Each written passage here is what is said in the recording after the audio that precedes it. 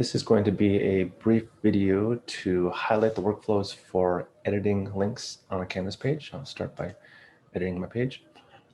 And more importantly, I'm not just going to create links to files and pages, but I'm going to edit those links.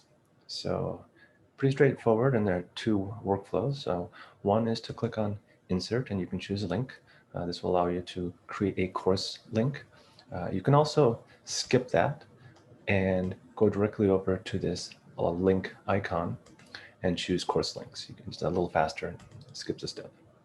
By default, it does display pages and other content in the course, and you have the option of switching over to files, and it will show you your course files.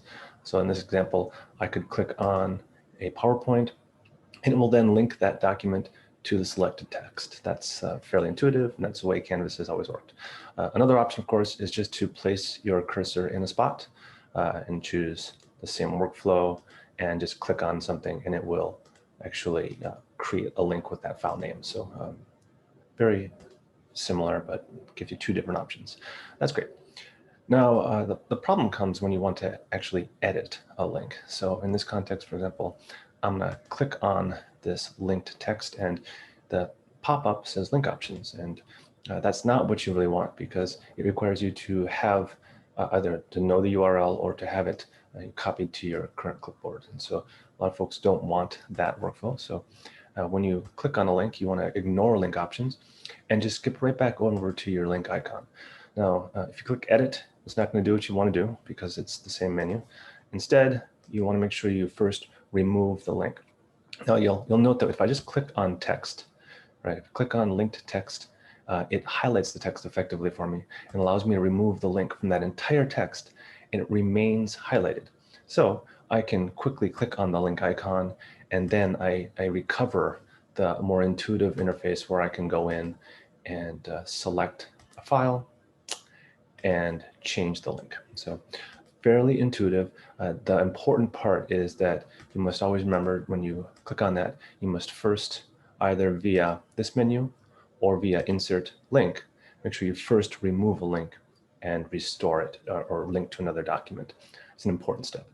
Now, another way to link to a file, if you go to the insert menu, you'll notice you have a prominent document option.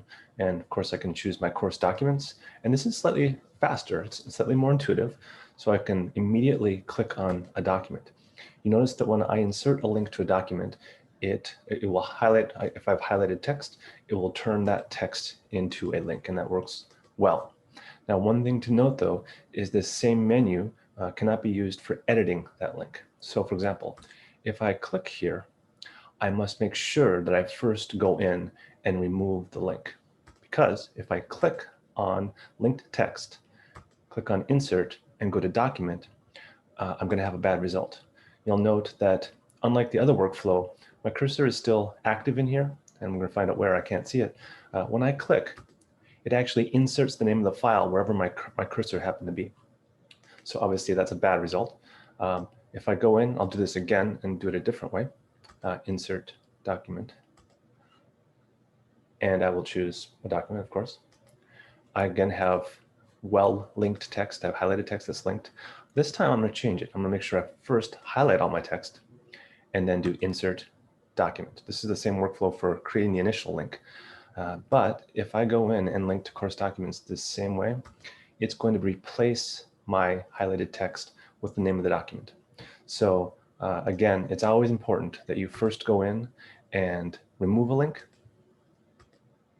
and then I can go back and insert a link to a course document, and it will behave the way you want it to. So very important step. Thank you.